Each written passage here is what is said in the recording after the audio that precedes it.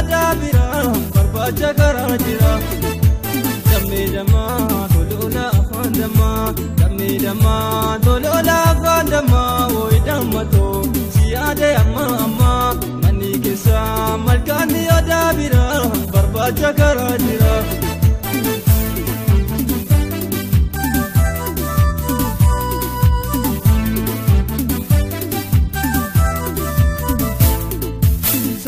Salaluma wulooga makamise Jalalti jalaluma keena marachise Ati kamise jirta garaan koo qabaa madaa Maqaa keessa laalima watuuna jala badaa Sinjaaladha hiriyaa kan gaafa guyyaa rakkoo Bareedaa ijaan dhibbaa kan fuudhu nama tokko Garaan koo yeroo hundaa osooma boodhitaa Tagaalte karraa dammee kumaaloo wantuu bitaa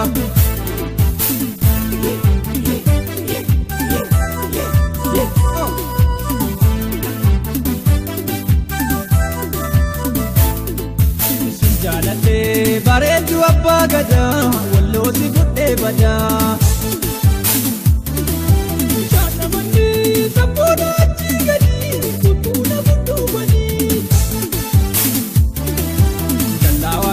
Sansaroota tu eeganii ol seenuu na dhorkanii.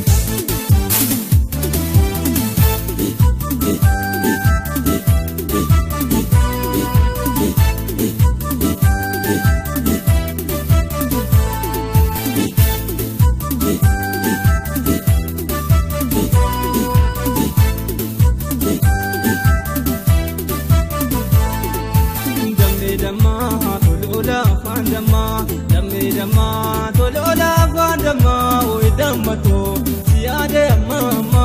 Manni keessa malkaanni odaa bira barbaacha karaa jira.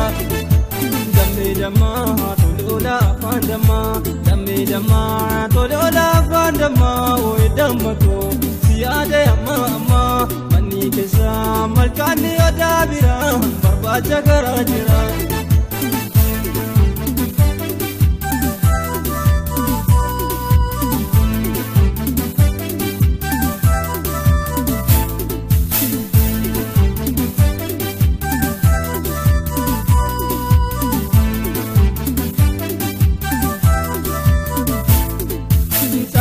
Salaluma wulooga makamise Jalalti jalaluma keena marachise Ati kamise jirta garaan koo qabaa madaa Maqaa keessa laalima watuuna jala badaa Sinjaaladha hiriyaa kan gaafa guyyaa rakkoo Bareedaa ijaan dhibbaa kan fuudhu nama tokko Garaan koo yeroo hundaa osooma boodhitaa Tagaalte karraa dammee kumaaloo wantuu bitaa